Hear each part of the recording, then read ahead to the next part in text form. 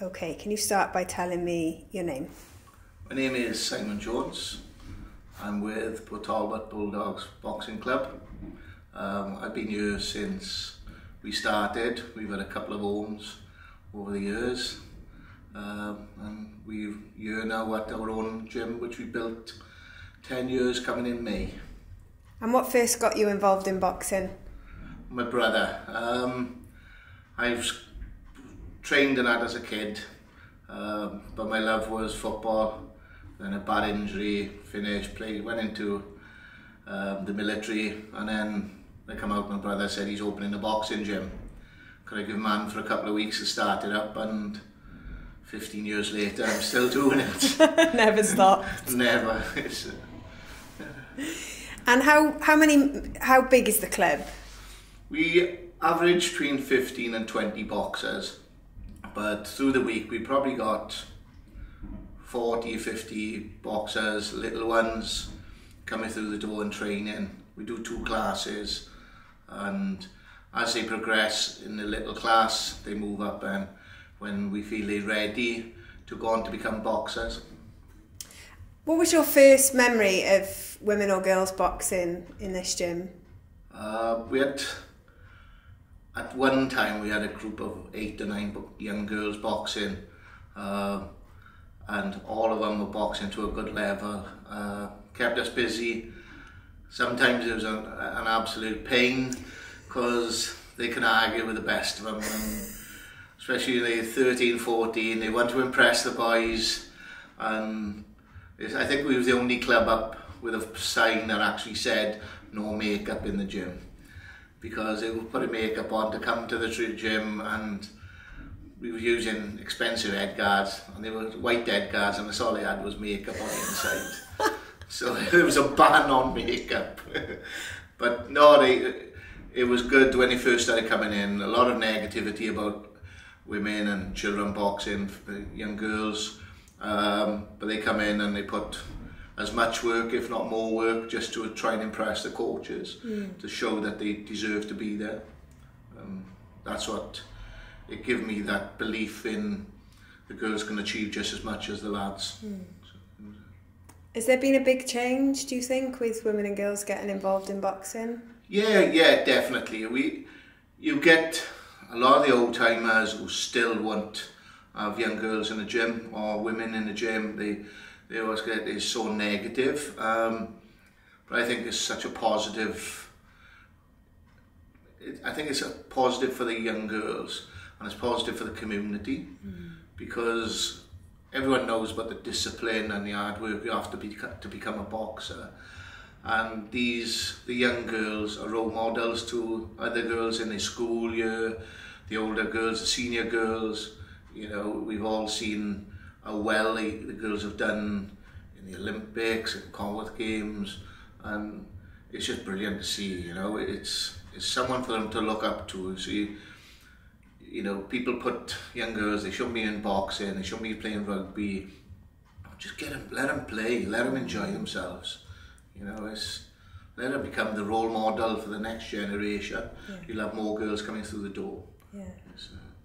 Would you say that's the biggest barrier then, is people's like old school perceptions? I think it has changed massively, but I still think you've got the old generation who are set in their ways, but they are slowly, you know, getting older, retiring, finishing, handing the gyms over to the next generation. And I think the next generation is so much more acceptable to girls coming through the door, and welcome the girls coming through the door. We're not just about boxing, it's about the community gym, and we have our youth council, and we've got 3 or 4 of the girls on there where, you know, they're the face of the club. They're out there promoting what we do, you know, and that's what brings the younger girls coming through the door, you know. Yeah. A couple of the young girls that I interviewed said that this gym's like family. Yeah. How do you think you achieve that feeling of family? It's inclusion, you know. It's when the families drop the kids off. We don't have any family in the gym. the training area, but we have a lounge which they can go in, grab a cup of coffee, you know, sit down, have a chat, and there's always coaches coming through the door, you know, talking to the families and encouraging the families to get involved. We've got several of our young boxers where the fathers and mothers, the grandparents have started training, and it leads on into what we do through the day. We've got our walking groups, our veteran groups, so the whole family have got a link where they can get involved with the club. And that way, even if they don't go on to box, they still come to the gym, get in. We have our summer camps, we have like a children's camp every term, half term, where next week I've got 25 kids in here from 6 to 11, 12-year-olds. Yeah, this, that's why I got no hair. But they come through the door and their families love coming here. They bring them time after time, and it's on a serious note. A lot of these children have in the foster system, and their families have brought them, and they feel safe, and that's a massive part of, if you can give a child somewhere safe they can go and enjoy themselves and relax. I think it says so much more about the club. It's not about just getting them in, training, and then get out.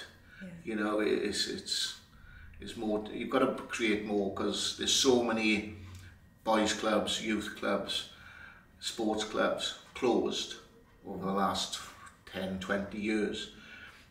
There's got to be something in the community that the kids feel safe going to. Yeah.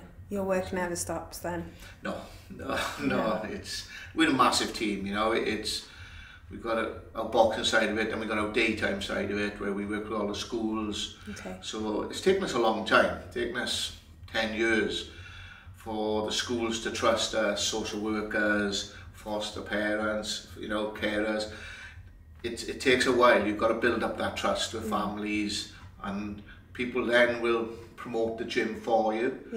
I know the guys out in Llanram, they're doing very similar, and it's hard work.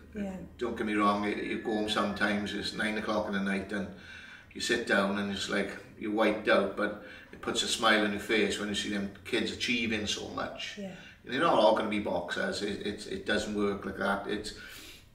But they will be your volunteers, your youth council, you know, or they'll get involved in something else. You know, we do car washes, and the kids raise the money for that, and it goes in their account, so they plan how they're going to spend it. Oh wow! So it was good, and it shocked me last time we raised them like £400, and they bought 2 punch bags, which I was like, no guys, the money's for you to spend on yourself. But we hit the bags. I said, well, why don't we go out for an ice cream or go out for a pizza or whatever? And the time before they'd done that, they went to Casper's in Swansea, ice cream parlour. Then they went to cinema, and he said, can we go back to the gym after? I'm like, why do you want to go back to the gym? I said, like, can we put some music on and just chill out in the gym? And yeah, no problem at all, you know, and which was great. For me, it was good. And when this time they said, we want to buy 2 new punch bags, I'm like, you know, it says it all about the, you know, that we win in, you know, we got these kids and they want to come back to the gym, and it says it all to me. Feels like home, and they're investing in the future then, aren't they? Yeah, exactly. It's the trust of the parents as well. When they come to us, the parents know they're safe, and most of them got my phone number or one of the other coach's number, and they know they're on the end of the line, you know. It was at what time I got to pick them up, and like we've had sponsored skip-a-thons, 24-hour skip-a-thon, and the kids are here all night, and we have pizzas delivered, and the parents say, what time are you going to pick them up? And, 9 o'clock tomorrow morning, you know, and they're with you all night, as long as you're okay with that. And they'll all come up here with sleeping bags, crash out, and they're chilled out, and that's what it's about, is children feeling safe. In terms of aspiration, can you see any like future champions or Commonwealth contenders, women and girls from the gym? At the moment, we've not got a lot of, most of our youngsters 10, 11, 12. I got one young lady which you interviewed, Lauren. She's like the smiling assassin. Yeah. She doesn't say a lot, but I was going to mention sparring and it comes a big smile on her face. And but she's so quiet. Yeah. It's hard to get anything out of her, and she's very like straight faced. But it's taken me 2 years or whatever to try and get her to open up and laugh and joke, and like she's here 5 days a week. Wow. She trains twice. You know, she trains 2 or 3 times, but she'll come here for the youth club and things like that, and she's sparring with the lads who are a lot bigger than her. Yeah. You know, a bit stronger than her, but she don't take a step back. So as long as I can keep her coming, and Reese Wigley's another one. Yeah. Reese took to it naturally. She's injured at the moment, but she's another one for the future, as long as you can keep them. Yeah. Because boxing is different to rugby, football, where you play every weekend. You could play football every Saturday, rugby every Saturday, Sunday. With boxing, we're going to box 3-4 times a year. Yeah. You know, it's very, with the young girls, it's very difficult to get them matched. And that's sometimes they train all the time, and I'm not boxing for another 2 months.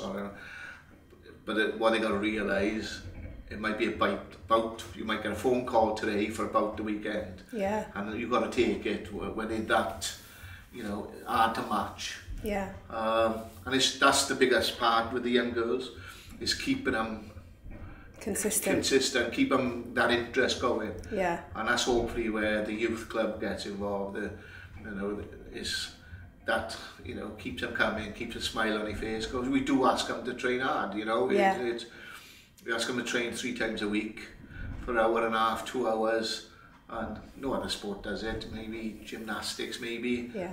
You know, it's in boxing is 3 times a week. In football, maybe once. You know, rugby maybe once a week. You know, so it's a big commitment for a youngster, boy or girl. You know, 9, 10, 11 years old. You know, it is a big commitment. Yeah. And that's the crucial part. Is keeping them coming through the door. Yeah. You know, but I got 2 of them, the 2 little ones. Hopefully, I've got a bright future. Fab. Cool. Thank you very much.